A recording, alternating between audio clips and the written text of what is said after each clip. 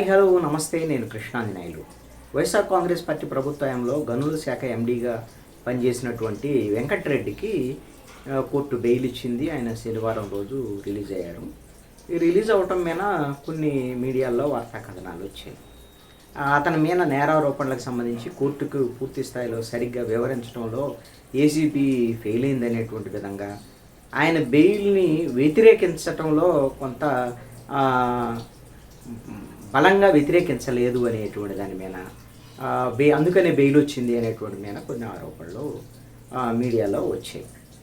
సరే, ఆయనకి ఆల్రెడీ అతని మీద ఉన్నటువంటి నేరారోపణలు ఏమిటి అని అంటే, గనుల శాఖలో ఉన్నప్పుడు 160 కోట్ల రూపాయలకు సంబంధించినటువంటి పనులన్నీ కూడా అతనంతా కూడా ఏదో దారి మెల్లిచ్చాడని ఇలాంటివన్నీ ఉన్నాయి.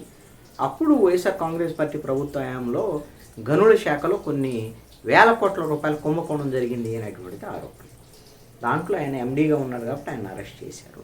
50 రోజులు జైల్లో ఉన్నాడు. 50 రోజులు జైల్లో ఉన్న తర్వాత ఇక ఆటోమేటిక్గా 2 సార్లు ఏసీబీ కస్టడీకి కూడా ఇచ్చారు, విచారించారు కూడా ఏసీబీ వాళ్ళు. ఇంకా ఏముంటుంది అనేటువంటి దాని మీద బెయిల్ అనేది రైట్. 50 రోజులు జైల్లో ఉన్నాడు కాబట్టి ఆయనకి దేశం వదిలిపెట్టి పారిపోవద్దు అనేటువంటి దాని మీద ప్రతి శనివారం ఏసీబీ విచారణకు హాజరవ్వాలి అనేటువంటి దాని మీద కండిషన్ పెట్టి మరీ బెయిల్ ఇచ్చారు. ఈ బెయిల్ అనేటువంటి తప్పు రైట్ అనేటువంటి దాని మీద అంటే వీళ్ళు మీడియాలో వచ్చి రాసిన కథనాలు ఏంటంటే ఈ బెయిల్ని ఏసీబీ వాళ్ళు అపోజ్ చేయలేదని, నిజంగా అపోజ్ చేయలేదా లేదనేటువంటి దాని మీద మరి వాళ్ళు కోర్టులో క్రాస్ చెక్ చేసుకున్నారో లేదో తెలియదు.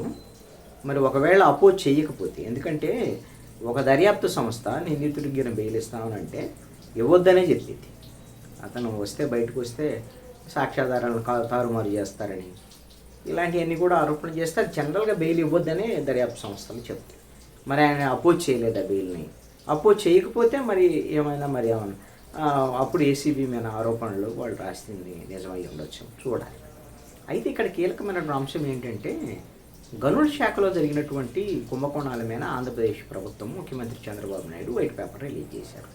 ఈ ప్రభుత్వం అధికారంలోకి వచ్చిన తర్వాత కొన్ని వేల కోట్ల రూపాయల కుంభకోణాలకు పాల్పడ్డారు.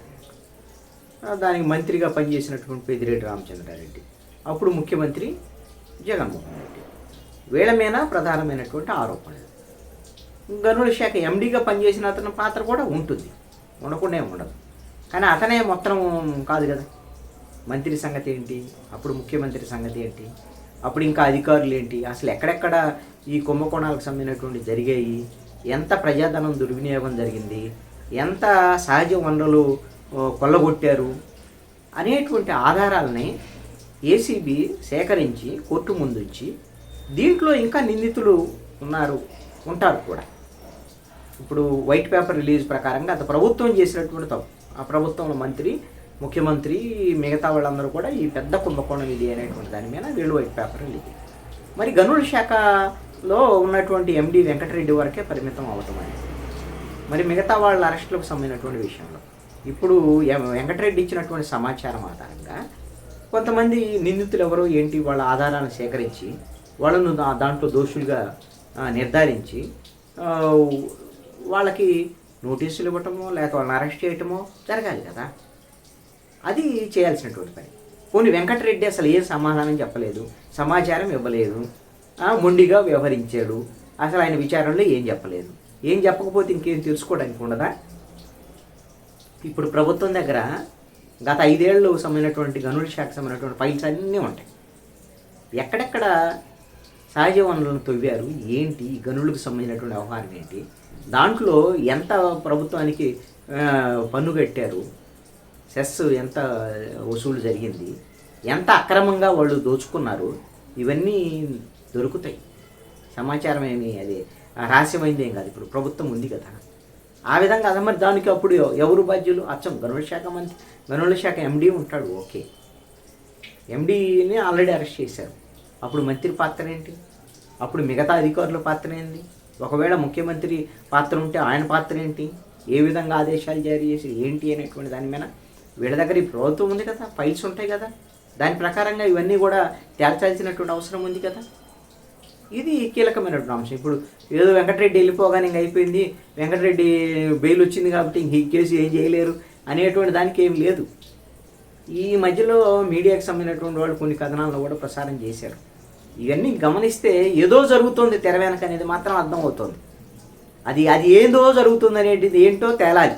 అది ఇంపార్టెంట్ అయినటువంటిది. అది ఏంటి అని అంటే, మదనపల్లిలో సబ్ కలెక్టర్ కార్యాలయంలో ఫైల్స్ తగ్గడానికి సంబంధించినటువంటి వ్యవహారం. ఆ కేసు ఏం తేల్చలేదు, వ్యవహారం ఏంది అనేటువంటి దాని మీద కూడా ఈ మధ్యలో కథనాలు వచ్చాయి. అది కూడా గనుల శాఖకు సంబంధించినటువంటి భూములకు సంబంధించినటువంటి వ్యవహారమే. అప్పుడు గనుల శాఖ మంత్రిగా ఉన్నటువంటి పెద్దిరెడ్డి రామచంద్రారెడ్డికి సంబంధించినటువంటి వాళ్ళ ఆ ఫైల్స్ అందుకనే తగలబెట్టారు.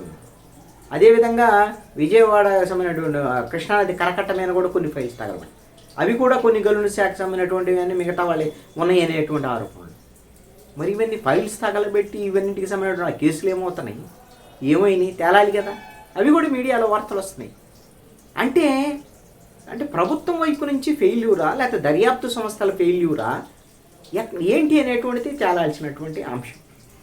ఇక్కడ ఇంకా కొన్ని వార్తా కథనాలు కూడా వస్తున్నాయి. వీటిల్లో ఎంత వాస్తవం ఉంది ఏంటో తెలియదు.